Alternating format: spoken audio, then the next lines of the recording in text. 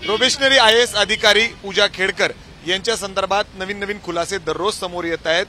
आता जी गाडी ते वापरत होती ऑडी, ती गाडी नक्की कुठल्या कंपनीच्या नावाने आहे, कुणाच्या नावाने आहे हे देखील समोर आणलेलं आहे। ज्यांनी हे सगळं समोर आणलंय अर्थात ट्विट त्यांनी केलेलं आहे। माहिती अधिकार कार्यकर्ते विजय कुंभार सर सध्या आपल्या सोबत आहे। सर, काय माहिती यामध्ये समोर आली आहे? कुणाच्या नावाने ही गाडी होती, आलिशान गाडी ऑडी? काय झाले, पूजा खेडकर ज्या गाडी वापरायच्या, खासगी गाडी ज्याच्यावर त्यांनी लाल दिवा लावला होता, ती कुणाची आहे हे समजून येत नव्हतं, कारण त्याचे ब्लर केलेले नंबर प्लेटचे फोटो आले होते। परंतु आज पोलिसांनीच खुलासा केला की थर्मोव्हेरॅटिक नावाच्या कंपनीची ही गाडी आहे। आता थर्मोव्हेरॅटिक मध्ये एक माजी डायरेक्टर होते, ते डायरेक्टर आणि पूजाची आई हे एका कंपनीमध्ये डिलिजन्स इन्फ्रा प्रोजेक्ट्स याच्यामध्ये एकत्र डायरेक्टर आहे। त्याच कंपनीमध्ये पूजा सुद्धा डायरेक्टर होती काही काळ। याचाच अर्थ असा आहे की या गाडीशी त्यांचा थेट संबंध आहे, आर्थिक संबंध आहे, बाकी सगळे जे काय असतील ते संबंध असतील।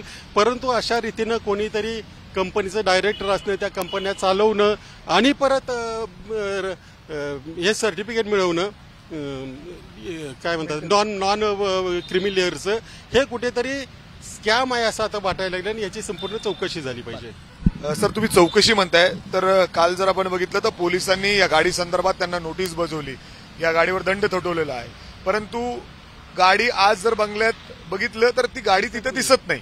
खरं तर पोलिसांचं हे काम होतं की हे एक इतर कोणी सामान्य माणूस असता तर पोलीस दरवाजा तोडून आतमध्ये घुसले असते, परंतु आता मात्र तसं घडताना दिसत नाही। किंबहुना रात्रीच गाडी गायब केली, याचा अर्थ पोलिसांनी इथं पुरेसं संरक्षण ठेवलं नाही, कारण जी गाडी आपल्याला तपासायची, जी गाडी आतमध्ये दिसते ती गाडी जाऊ देणं हे कुठेतरी संशयास्पद वाटायला लागलेलं आहे। आता पोलिसांनी इतर कुणाचं जर घर असतं तर असे वागले असते का? पोलिसांनी घर आत तोडून, दरवाजा तोडून बघितलं असतं सगळं। सर, यानंतर आता पूजा खेडकर यांच्या आईचं देखील एक व्हिडिओ आता समोर आलेला आहे। अर्थात एबीपी माझाने तो व्हिडिओ समोर आणला, ज्याच्यामध्ये ते दिसते की थेट ते का जमिनीत, अर्थात तो जमिनीचा काहीतरी वाद आहे, हातात पिस्टल घेऊन तो व्हिडिओ समोर आलेला आहे। आणि जो पीडित आहे, अर्थात तो जमिनीचा जो त्याचा वाद आहे, मालक आहे तिथला, त्याचं म्हणणं आहे की माझी पोलीस तक्रार सुद्धा घेत नाहीत। हाच प्रॉब्लेम आहे। ज्यावेळेला तुम्ही मोठ्या पदावर असता किंवा तुम्हाला राजकीय पाठबळ असतं, त्यावेळेस सामान्य माणसाच्या तक्रारीची दखल घेतली जात नाही। परंतु एकदा एक वीट ढासळायला लागली तर तसे त्यांचे हे जे काही कारनामे आहेत, हे जे रिव्हॉल्वर दाखवलं, हा गुन्हेगारी स्वरूपाचं कार्य आहे त्यांचं, तर त्याच्यावर आता तरी पोलिसांनी FIR दाखल केला पाहिजे।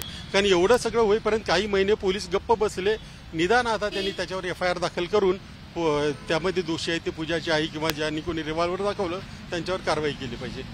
परंतु सर, असं असताना देखील सरकारकडून जे दखल घ्यायला हवी ते होताना दिसतीये। केंद्र शासनाकडून थोडीफार घेतल्याची दिसते, पण राज्य शासनाकडून काय हालचाल झाल्याचं माझ्या तरी ऐकिवात नाहीये। खरं तर असं प्रकरण असतं त्यावेळेला तातडीने आणि लोकांचा सिस्टीमवर विश्वास बसेल अशी कारवाई होणं अपेक्षित होतं, परंतु दुर्दैवाने ती दिसत नाहीये।